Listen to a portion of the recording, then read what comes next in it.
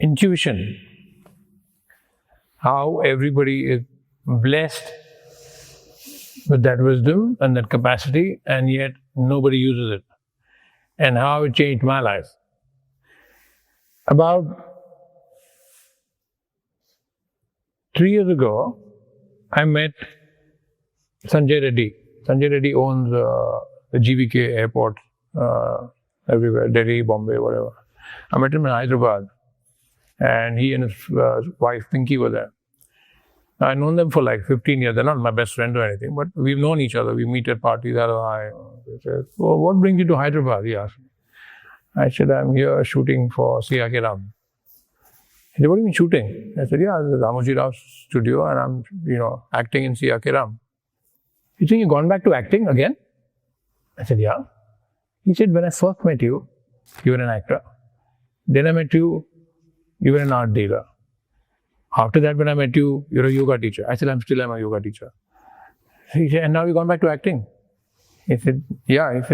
He said, are you crazy? I said, no. I'm just having fun. I'm living my life the way it's moving, So he said, okay, fine. And then, the drive from the airport to my hotel, Ramoji Rao studio, is about an hour. I was thinking about us, smiling. And then when I reached the hotel, I wrote this article called The Spirituality of Living an Insane Life. Because really what he said from his point of view, made a lot of sense. I gave up acting at the peak of my career. After being in the industry for 16 years, modeling, doing TV serials, doing films, when I gave my Silver Jubilee, Pyar To Hona Hi Tha, and followed by Yash, which was another big hit in terms of the music. It was on the chart for 6 months, that's number one. When I got like 20, 25 offers for films after Pyar To Hona Hi Tha, I said no to all of them. And the whole world thought I was mad. And what did I want to do? I wanted to become an art dealer. I became an art dealer. And then in the art world, I did very well. I started with selling art in restaurants, with hanging up on the wall and going to collect 3,000 and 8,000 rupees whenever they sold it. And eventually I was selling art worth crores. I had the biggest clients in India and abroad. I knew every single painting that was lying in any gallery in the world. I was in this party in Malabar Hill and there were like some 15 people there. And they started talking about art and I was sitting there quietly. And they said, there was this KK Hebbal which I just saw recently. It's 30 inches by 40 inches. I said, it's lying with Talwar Gallery in New York. He said, how do you know? I said, oh, I know. And then he said, but I also saw this Padamsi, which is 1960. I said, lying with Pandols. He said, what? I said, yeah. And it went on. And somebody else spoke about something. I said, it's lying in Pondicherry. This is one really tiny gallery, like maybe this size. I said, that gallery has that painting. He said, you crazy or what? But I was like an encyclopedia. And that's how I made money. I knew everything. I knew who had what, who wanted to sell what at what price, who wanted to buy what.